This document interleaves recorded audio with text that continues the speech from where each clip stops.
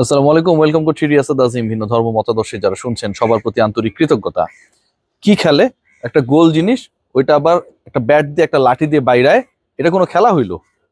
Viral কোনো এক বুদ্ধিজীবীর বক্তব্য খেলা নিয়ে, স্পোর্টস নিয়ে, একটা বল সেটাতে বাড়ি দেয়, সেই বলটা দৌড়ায়, এটার পেছনে পেছনে আরো 11 জন খেলোয়াড় দৌড়ায়। এটা আবার কোটি কোটি মানুষ দেখে, হাজার হাজার গণমাধ্যমে লাইভ টেলিকাস্ট হয়। তার মাথায় ঢোকে না স্পোর্টস জিনিসটা কি, সেটা যার মাথায় ঢোকে না।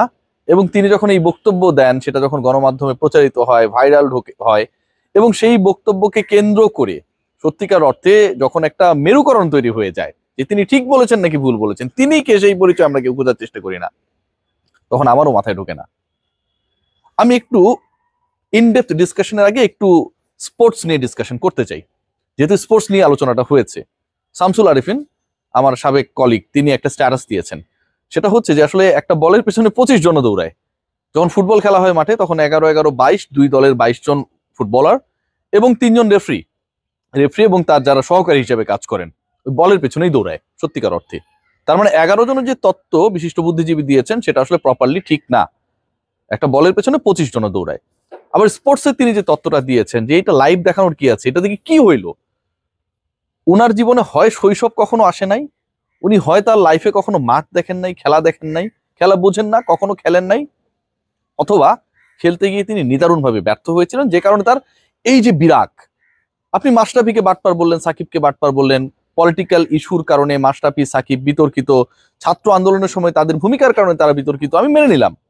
কিন্তু বাংলাদেশের আপামর জনগণ, বাংলাদেশের প্রত্যেকটা সেক্টরের স্পোর্টসম্যান যারা ক্রিকেটার, ফুটবলার, তারা যখন ছাত্র আন্দোলনের সময় যারা আহত হয়েছে, যারা নিহত হয়েছে, তাদের সাথে একাত্মতা প্রকাশ করে ফেসবুকে স্ট্যাটাস দেয়, নুরুল হাসান সোহান হাতের সার্জারি করে। এই গল্পটা আপনি জানেন না, জানার কথা না।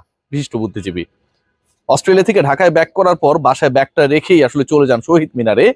ঠিক তখন এই ক্রিকেটারকে আপনি কি মাশরাফি, সাকিব কিংবা সোহানের মতো আরো অন্য যারা ছিল তাদেরকে সেই একই কাতারে ফেলতে পারেন কি পারেন না? স্পোর্টস নিয়ে বিতৃষ্ণা, এটা আসলে কোনো কিছুর মধ্যে আসে না। তিনি বলার চেষ্টা করছেন নতুন বাংলাদেশ, নতুন বাংলাদেশে আমরা অনেক কিছু বলতে পারি। এই নতুন বাংলাদেশ এই মুহূর্তে আসলে নির্বাহী ক্ষমতার সর্বোচ্চ জায়গায় যিনি রয়েছেন, রেসপেক্টেড ডক্টর মোহাম্মদ ইউনূস। কিছুদিন আগে অলিম্পিক হলো না, সেটার যে প্ল্যানার, মাস্টার মাইন্ড হিসেবে যারা কাজ করেছেন তাদের একজন। তাহলে ডক্টর মোহাম্মদ ইউনূস বাংলাদেশ রাষ্ট্রের এই মুহূর্তে সর্বোচ্চ ক্ষমতার অধিকারী, কিন্তু তিনি আসলে সঠিকভাবে আমাদের বিশিষ্ট বুদ্ধিজীবী স্পোর্টসকে যেভাবে বোঝেন, সেই ব্যাপারটা যদি বুঝতে পারতেন, তাহলে বাংলাদেশ আরো অনেক বেশি এগিয়ে যেত।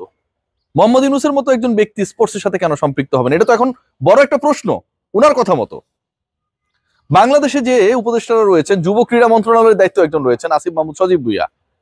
স্পোর্টস নিয়ে তিনি কাজ করেন, মাঠ নিয়ে কাজ করেন, ক্রিকেট নিয়ে, ফুটবল নিয়ে, আগামী নিয়ে, স্বপ্ন নিয়ে, সম্ভাবনা নিয়ে। তাহলে এই মিনিস্ট্রিটা এখন থেকে একদম বাতিল, ব্ল্যাকলিস্টেড করে দেওয়া উচিত। তাই কি কিশোর গ্যাং দেখেছেন আপনারা? বোঝার চেষ্টা করেছেন বাংলাদেশের মানুষদের, বাংলাদেশের বিশেষ করে শৈশব কৈশোরে যে পদার্পণের প্রসেসটা রয়েছে, সেইখানটায় যাবার আগেই আমাদের ঘরের সন্তানেরা মাদকাসক্ত হয়ে যাচ্ছে, গ্যাংস্টার হয়ে যাচ্ছে, অস্ত্রধারী হয়ে যাচ্ছে, অপরাধী হয়ে যাচ্ছে। যখন ওই মাঠটা পায় না, যখন ওই খেলার সুযোগটা পায় না, যখন আমার মাঠগুলো অট্টালিকায় পরিণত হয়, ঠিক তখন এই সম্ভাবনাটা বেড়ে যায়। একজন ফুটবলার, একজন ক্রিকেটার, একজন স্পোর্টসম্যান আসলে খেলার ঊর্ধ্বে কত বড়, আমার প্রিয় বুদ্ধিজীবী আসলে সেটা বোঝার মতো বোধ, শক্তি, জ্ঞান, চেষ্টা কোনোটাই কখনো ছিল না।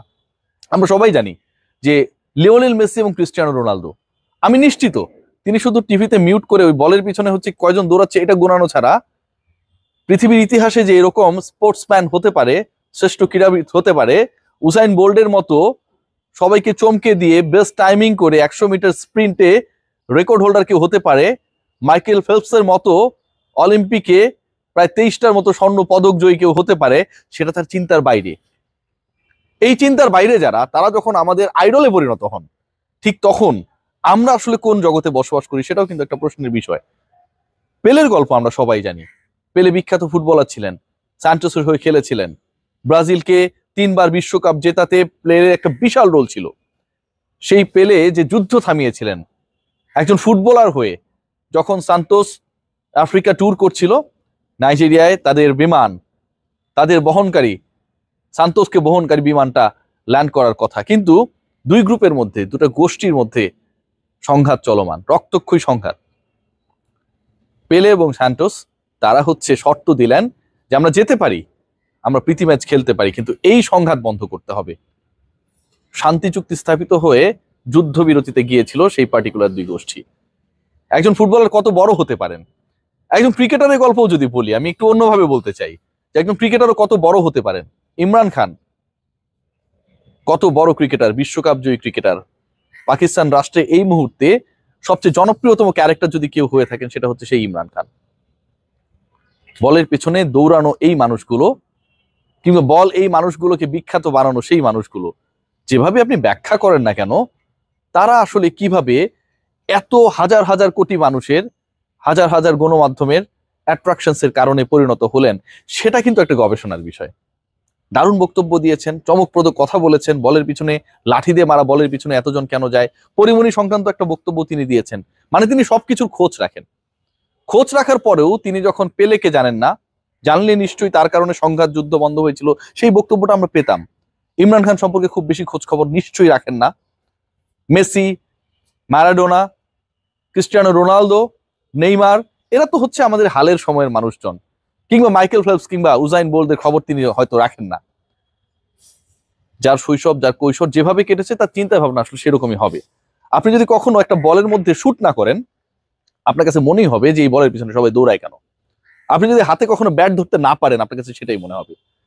ছাত্র আন্দোলনে বাংলাদেশে সবচেয়ে বেশি সক্রিয় ছিল গণমাধ্যম। আজকে যে গণমাধ্যমকে এরকম একটা ট্যাগিং করার চেষ্টা করা হলো যে স্পোর্টসম্যানদের পিছনে, স্পোর্টসের পেছনে পৃথিবীব্যাপী, এই কথাটা তিনি বলেছেন যে হাজার হাজার গণমাধ্যম লাইভ করে। বাংলাদেশের গণমাধ্যমকে যদি আমরা খারাপ ধরেও নিই, বাংলাদেশের গণমাধ্যম তাদের রোলটা প্রপারলি প্লে করতে পারছে না। এই যে পৃথিবীব্যাপী আপনারা খবরটা আপনি বললেন, তার মানে পুরো পৃথিবীর গণমাধ্যম হচ্ছে স্পোর্টসকে ফলো করে। কেন? For the spirit. বাংলাদেশ দল এই তো মাত্র কয়েক ঘন্টা আগে অসাধারণ একটা কীর্তির সাক্ষী হয়েছে, জানেন তো সেটা? ওয়েস্ট ইন্ডিজকে, টি-20 দুবারের বিশ্ব চ্যাম্পিয়নকে তাদের ঘরের মাঠে হারিয়েছে। সেখানটা স্পিরিট অফ গেম ছিল। শামীম পাটোয়ারি এবং জাকের আলী অনিক, একজন ক্রিকেটার ফিল্ডিং করতে গিয়ে পড়ে গেছে, যখন তারা দেখেছেন যে প্রতিপক্ষ দলের ওই ক্রিকেটার পড়ে গেছেন, উঠতে পারছেন না, রান নেবার সুযোগ থাকার পরেও তারা সেই রানটা নেন নাই। এই খবর আপনি রাখেন? নিশ্চয়ই রাখেন না। বলের পেছনে দৌড়ানোদের খবর রাখার সময় আপনার কোথায়? বাংলাদেশের ক্রিকেটার এবং বাংলাদেশের গণমাধ্যম, বাংলাদেশের সকল ধরনের স্পোর্টসম্যান যারা রয়েছেন, স্পোর্টসের সাথে যারা রয়েছেন, ছাত্র আন্দোলনের সময় তারুণ্যকে এক করার জন্য, মালা গাঁথার জন্য তাদের যে পজিটিভ রোল ছিল, সেটা দয়া করে সংবাদপত্র ঘেটে অথবা ফেসবুকে স্ক্রল করলেও খুঁজে পাবেন অতীতে তাদের রোলটা কি ছিল। বলের পেছনে কেউ যদি দৌড়ায় আর সেটাকে যদি কেউ টেলিকাস্ট করে, লাইভ দেখায়, ভাবতে হবে যারা আপনার পেছনের থেকে বলের পেছনে দৌড়ানোকে বেশি প্রায়োরিটি দেয়, তাদের নিশ্চয়ই যোগ্যতার জায়গাটা অনেক উঁচুতে। আবারও বলবো, শেষ করবো এটা বলেই যে বাংলাদেশ রাষ্ট্রের এই মুহূর্তে সবকিছু সমাধানের জন্য যার দিকে তাকিয়ে ডক্টর মোহাম্মদ ইউনূস, তিনিও একটা অলিম্পিকের প্ল্যানার হিসেবে, মাস্টার প্ল্যানার হিসেবে যদি সবশেষ অলিম্পিকের কাউকে দায়িত্ব দেয়া হয় বা তার প্ল্যানটা নেওয়া হয়, সেই মানুষটা ছিলেন তিনি। আসিফ মাহমুদ সজীব ভুঁইয়া, আপনি যদি আমার এই বক্তব্যটা শুনে থাকেন, নিশ্চয়ই আমরা স্পোর্টস মিনিস্ট্রি থেকে খেলাকে নিরুৎসাহিত করামূলক বক্তব্য যদি কেউ দিয়ে থাকে, সেটার একটা বিবৃতি আশা করতেই পারি। সবাই ভালো থাকবেন। Take great care.